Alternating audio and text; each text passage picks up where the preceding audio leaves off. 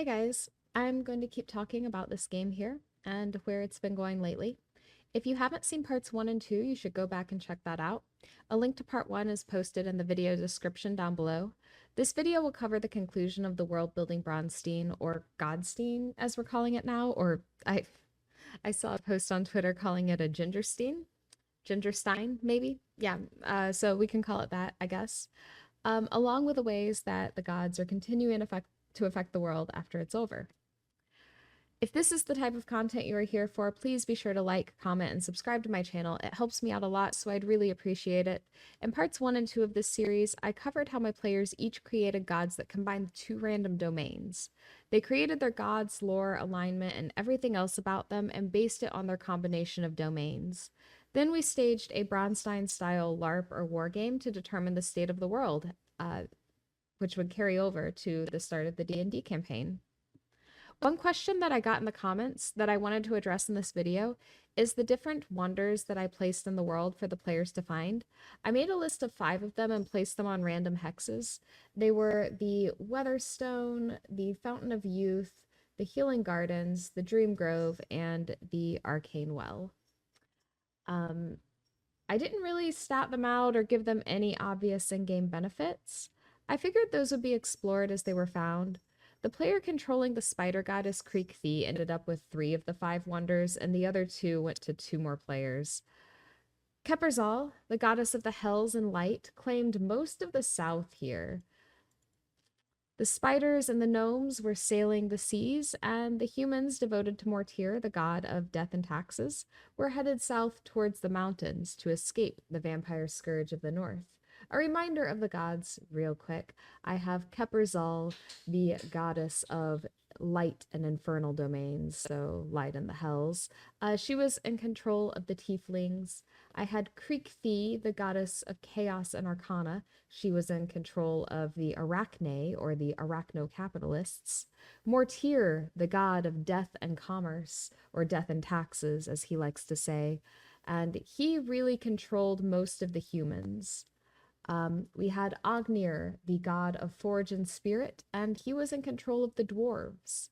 Vitatheos, the god of life and darkness, was in control of the vampires, and Chimaris, the god of war and time, was in control of the gnomes.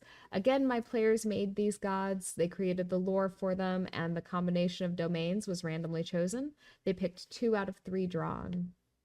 For more information on that, go ahead and check out part 1. But both the Arachne of Creek Thee and the Gnomes of Chimaris, which were located in Schwark and Solomanaris, respectively, they founded aquatic cities on 2 different seas. Schwark founded an aquatic city in the Gulf, which is now a lake, but at that point it was a gulf, and I'll explain that later. And that was on the back of a giant turtle. And the gnomes founded a city that was a bunch of ships that were basically floating together. And that one was called Wafsum, whereas the turtle city was called Za'am. Those 2 races made up most of the traveling on the sea, and basically you can pretty well bet in this world, it seems, if you find anyone traveling on the sea, it will be a gnome or a spider. And they divided up their domains well. The spiders took the western sea and the gnomes took the eastern sea. As the turtle town of Za'am made it out of the Gulf and explored the seas to the west, rumors started to spread among the Arachne of Creek Thee and the tieflings of Kepperzal of something enormous swimming in the Gulf other than the turtle. They both sent scouts to further investigate, and those scouts will return later. The humans, meanwhile, were moving south after losing their homeland and the tower they attempted to build to the heavens. They wanted to move south to the uninhabited lands of the southwest, but to do so they had to pass through the dwarven lands. Remember the dwarves? The dwarves did nothing but turtle for the first half of the game, but now the dwarves were suddenly relevant, and only because the humans were seeking passage through their land. So they finally interacted with another player. And what happened? The humans came through the dwarven lands seeking shelter or at least passage after they were nearly wiped out by the vampire scourge of the north. And what did the dwarves do? They offered them shelter, but instead of making the dwarven lands multiracial, they told the humans to keep moving south and refused to let them stay for any length of time and sent them wandering into what seemed like endless deserts to probably die to the south. The gnomes, meanwhile, discovered the Fountain of Youth near their homeland on the island. And because the gnomes worshipped the god of war and time, Camaris, they decided that the Fountain of Youth allowed the gnomes to subvert the natural aging process, and that was an abomination to their own god of time. And so they promptly fortified it so that no one, not even the gnomes, would be able to use it. There's probably a dungeon there now, but I don't know. I'd have to ask the player. The vampire scourge continued to spread underground, and they were making a winding network of caves throughout like underneath all the land for easy passage. The unholy plague of vampirism continued to spread through the north, while the town of Vitalis, it's more of a city, I guess, the city of Vitalis prospered underground. So Keprazal's scouts came back and informed her that an enormous serpent had made its home in the Gulf, one that is beginning to declare itself a god. This was a random event that I rolled up that the players were just beginning to discover. Keprazal, as she tended to do whenever she sensed a threat to her power, promptly fireballed it. She prepared a fireball from the sun to smite the creature from the heavens, basically. But the creature turned out to be quite evasive and hidden underneath the water, which was far from her domain of light. So she sought additional help from Creek to combat the threat. She appealed to Creek and the other gods to help her get rid of the world serpent. The world serpent? What is the world serpent? To help her get rid of the serpent. And Creek committed quite a lot of her power, while Camaris and Vitatheos committed one of their actions each to fighting it as well.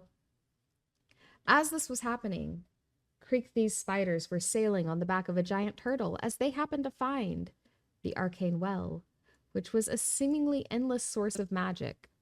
They pretty much parked their turtle upon it and allowed it to grow bigger and bigger, which is actually how the Great Spider Wars started, which are still going on to this day. You see, if there's one thing that matters to the Arachne, it is magic. They wanted to collect and hoard all of the magic that they could find, and the tarantulas, jumping spiders, and black widows controlled Schwark, the main spider city, whereas the raft spiders controlled Zaum. You see, they were both controlled by the same player, and 3 of the subraces wanted to hoard all the magic in Schwark, but the raft spiders thought that they ought to keep the arcane well for themselves, and they didn't report back to the Spider Queen. The rest of the spiders began to get suspicious, and so now they're at war with each other. Well, with themselves. Why doesn't the goddess Creek stop the fighting, you might think? Well, while she represented the Arcana domain, she also represents the Chaos domain, and she was happy to let her followers fight against themselves. So the spiders descended into complete chaos, and their war was beginning to brew. The humans found a nice place to establish a centrally located town in the middle of the desert. The god of death and taxes, Mortier, created a land bridge, effectively turning the gulf into a lake and trapping the serpent inside. Several of the gods teamed up, led by Keprazal, and committed their actions to ridding the world of the serpent. As the serpent was defeated, the god of forge and spirit, Ognir, and the god of war and time, Camaris, made a pact, and a great temple to both of them sprang up next to the lake, called the Warforged Temple. Throughout all of this, some of the players were creating interesting landmarks throughout the world that would probably be used later at some point during the campaign. The player that controlled Camaris, god of war and time, created an archipelago, and he called it the Summerlands. Apparently here it is always frozen in summer. Keprazal and Vitatheos together created the Vermin Lands that populated the southeastern desert with goblins who ride on the back of giant fireworms. Kind of like the ones from the movie Tremors, but like on fire. So the final move of the Braunstein was the attempted assault of the humans' final destination, a desert town dedicated to Mortier named Merchant's Cross. Players banded together and attempted to save the last bastion of human civilization, and they were ultimately successful as the assault failed, allowing the humans to prosper in their town and providing us with a centrally located, mostly human settlement to start off the campaign in. There was one more thing to really work out. How do the gods continue to affect the campaign world from here? The campaign was planned to use one-to-one time from this point on, so time in the campaign world would move at the same pace as time in our real world. For more information of what this entails and for details about how to use this in your campaign, I would encourage you to watch this video by Gelatinous Rube linked in the description below. He does an amazing job of explaining it and answers about any questions you may have about implementing this into your campaign world. Because the time was going to slow to reflect the time in the real world, this left me wondering what to do with the gods. Would there no longer be massive changes to the world from here, or would it continue to evolve as we played?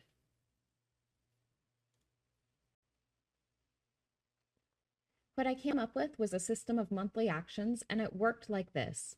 One god would be able to perform a single god action per month. The actions would basically be the same as anything they could do during the Braunstein portion of the campaign, and they were encouraged to get creative with these. Because we had a god of chaos, but not a god of order, I ruled that there was an excess of chaotic energy in the world, and so the god who was empowered to perform the action would be chosen at random every month with a die roll. This would mean that it is possible for the same god to be chosen 2 months in a row, so if they wanted to avoid this, then they would have to band together for option 2, the Divine Council. I allowed them to vote to form a Divine Council. If one was formed, then the players themselves could nominate and vote for a god who would be able to perform the divine action each month. I never really nailed down solid rules for this, as the vote for the council did not pass, but the way I imagined that it would work is that they could vote to change rules to give certain gods more votes for high-level clerics and paladins devoted to them in the world, or they could just change the rules in other ways. It was a way to hand the decision to the players instead of putting it up to a random chance, even if they never took it. Unfortunately, 2 of the original players are unable to consistently make games anymore, and are relegated to giving me commands when their god or player character wants to do things, but the rest of the players have stuck around, so things have been going mostly pretty well. That's really about all I have to say about this game at this point. The most relevant things that happened late in the Braunstein portion of the campaign were the closing of the Gulf, which pretty well trapped Za'um in the Western Seas, the Spider War brewing, and the spiders will be fighting a battle nearby Merchant's Cross soon, which will be bad for everyone involved. Anyway, thanks for watching, guys. I may or may not do a final update to this game at some point, but this is probably going to be where I end it for now. The game is still ongoing, and the players are having a wonderful time with the world they created still. If you want to stick around, I plan to make many more videos on this channel about running games and streams talking to creators, so you should definitely subscribe. Thanks, guys.